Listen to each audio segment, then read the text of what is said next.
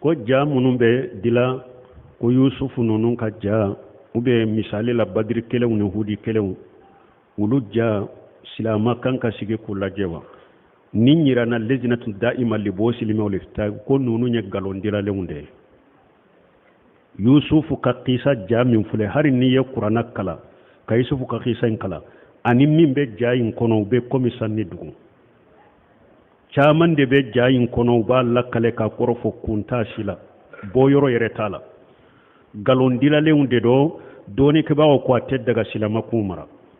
ate daga iku laje ate daga iku mara galondila lewnde do janko sheba ko nita uku foto ta yire ni jata yire ya haramu ye janko ni e ka jata ni ka foto ta sera ciren ka sheba de ma haramu farla haramu ka haramu de do galondila lewnde do et puis ciren ka sheba ka filmu dilale nono ni badri kele ni nya udi kele doni ke bawo ko ciali wore bala iba soro badri do tumbe kafiru cela o kofe o nana ke silama nyuma ka ke sebay niya nani filimu in kono ube dimina na koro filimu in kono ifule ka dimina seba de koro uhudi do iba soro uhudi do tunye kafiriye aye silama do faga filimu in nanne al niya ya be silama in faga eba nani ube be kuma jugu fo ay ube ba ko duskun kono ka soro lil labana ka silama ka ke seba nyuma masala wa hasifule ale de mahamu jafaga wa hasil labana ka tubi ka do silamiya kono ka ke sebay ale de labana fana ka muslimatri kajabu faga mi wahashi yeto uhudi ka filimu mi ba misali yala ayeto nabi hay mujafaga iba ko ebe se kan nan ibe se ka kuma jugo fay ibe se ka koy duskun kono ka sura labana ka silamiya ka ke sebay donc wala tebbe mo ko mara tebbe mo ko laje galondila lewnde do o ko fe do to nyenyin kali do ke mado adira ni manyina ko ewa muso do de do atara ka wori wata atara akalifa bitigi fe bo bitigi binkele kalamu nana ka bitigi ka aka wori tumba bolo bitigi ya be mina la katana muso ka wata imbo kono ko muso inde nana sisa ko bitigi ma ko wata ale ka wata ko ale te jako de ko wata inta ale yere taye ko ale tara jurude ta kana kalifa lema ko ale ye juruta min bolo ko ale ma ya fatala ko wala ko ale fana te seka yafa ko nimbe chogodi uyen ninde nyininka ninkiri munye doni ke bagaw bolon mogo de ni dara alade danaya de dara ka kanna folo do dama ni on na folo nchiana bolo ama danteme ama faratu asarataka donc ba fode ma yaddul amin qaida dobe doni ke ba ulama bolo ko anna li yaddil aminatun la tadman illa idha hasala minha ta'addi aw tafris ko bolo ni danaya dara bolo de ka kafendo dama kunni o fomma sina chiana ko o bolo into sara fo fen fula dola kere na yadara ubi afara tura yadai munye eye min kalifama aya ke chogola ni mogo ye ame ba fo nin ko chogo in koni be ni fen masina chinyade ayadara wala bo sara faratu ye munye wori de dira alema kenema aleye wori da tabali de ka kenema kado konona la ka wori to dalen to tabalika ote faratu yewa ni wori tara o sugula faratula abasara bunu semi rahimahullah kitabu dobe ko sarah al kafi bun qudama ka kitabu do useminu tumbe asarahulila ako ash-shahihu anna jami' al-amuna'u la damana alayhim illa ta'adda aw illa ta'addi أو التفريط ولأمناهم كل من قبض المال بيجن الشرعي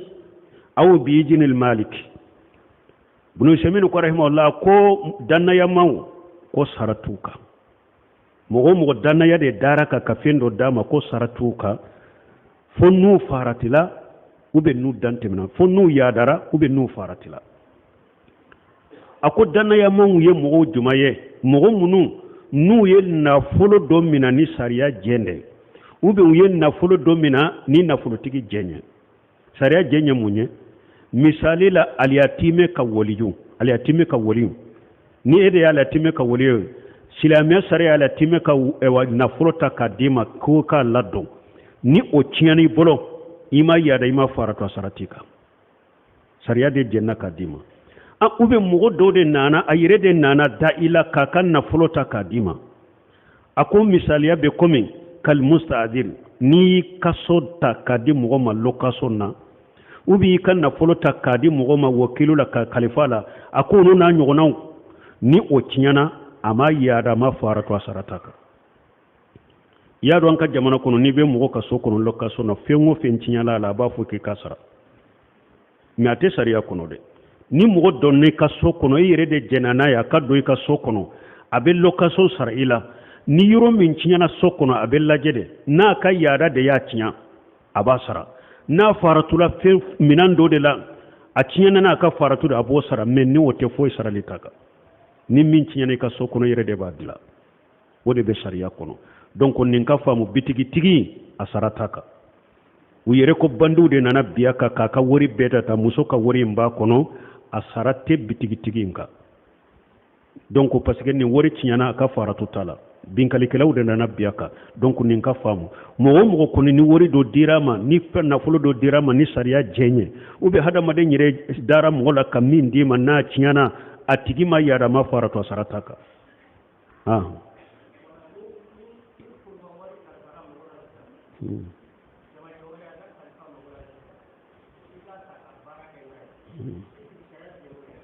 bon ni jama wori tara ka dima ube hari mogo kelen yere ya ka wori ta ka dima karasa ni nye kalifa ife ye barake nay ima sara tigima ube ye barake na ima sara jama man na cinyana iba sara iya dara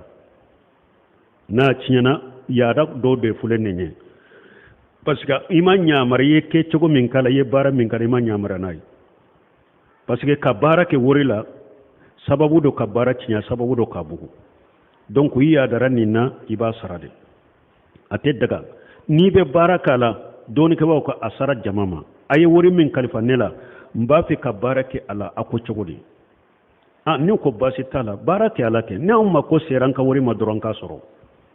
basi tala ka baraka la ibise ka baraka la nu ma jena kana baraka la iba marlen dalen toy ni baraka la ka soro ma jena ye tonu mi soro la iya fuye ko ne barake ni wori nye nu ko basi tala an ka wori di doro nu ma so oma eye tonu mi soro wori la inu ba tilade abeke komi barake nyogo wulu be tilancheta ebe tilancheta e wa hari mogo min fana kan na fulu kalfalen bila ni barake na ka soro ima sarama o chogo kelende do na bora karama domi ko ye barake na kan na fulu na ko karasa ye barake na ima sarima ima ninye de na ko sisa koni me ye min sura la ne ka basi tala me ma ko seren ka wori ma ubi ka wori a jate ka bile kana barake na na ma jenai ako ye bara min kenai ne ma jenai de iye tono munun suran ku tilabu tilade tono nunu be